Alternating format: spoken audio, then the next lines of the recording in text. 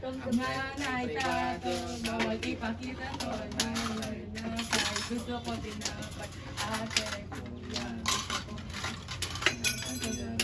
Mukhang padating na si Bunso. Kumain na ulit at kumain. Swerte pag sabay-sabay kumain ng pamilya. Sige po na.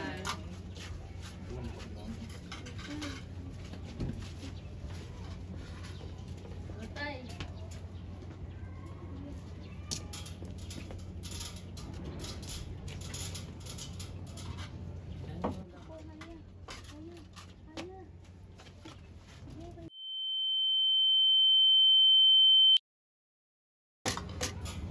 Tay, ano ka ba? Malay mo hangin lang talaga yan, di ba? Oo nga, Tay. Saka dapat masaya tayo, di ba?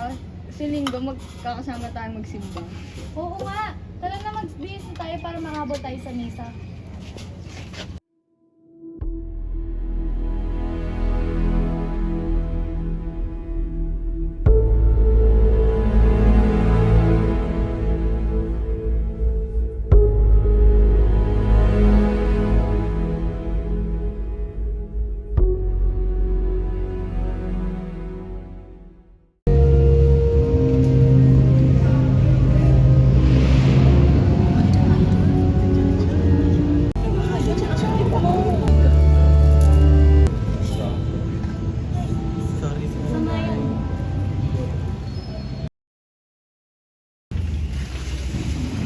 Daan-daan lang, Itay.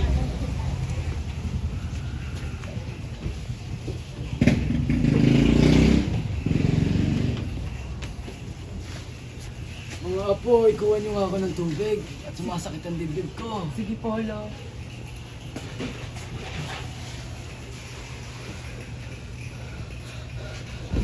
Nay, si Lolo!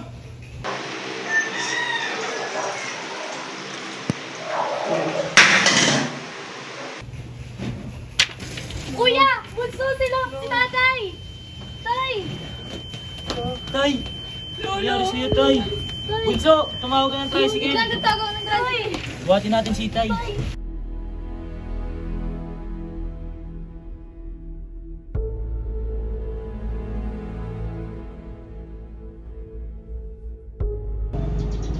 Upo na kayo.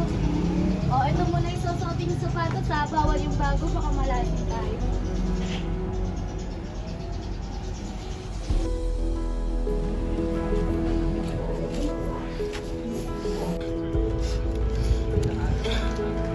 Para sa naman po yun, Inay.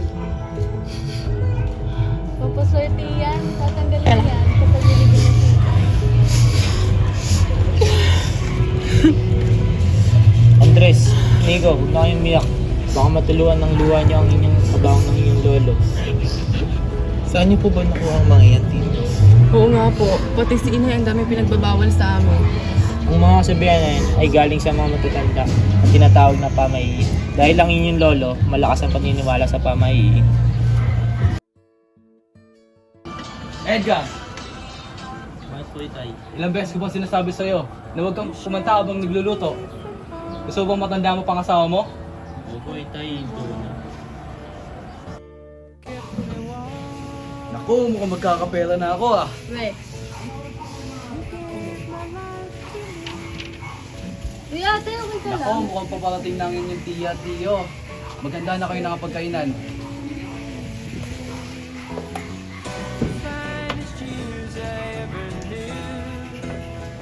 grabe talaga yung mga sinasabi ko ito. Sobrang daming sama. Hayaan mo na, ganyan talaga pag may edad.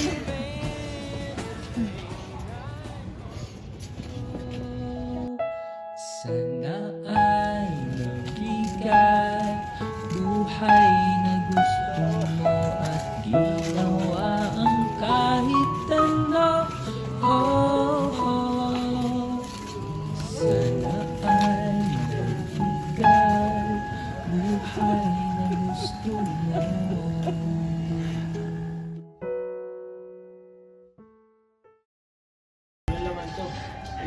Ay. Paano yung malungkot? Ano ba yan?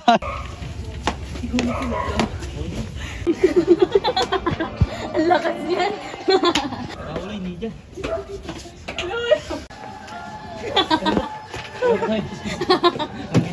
Sige, tawin na. Sige.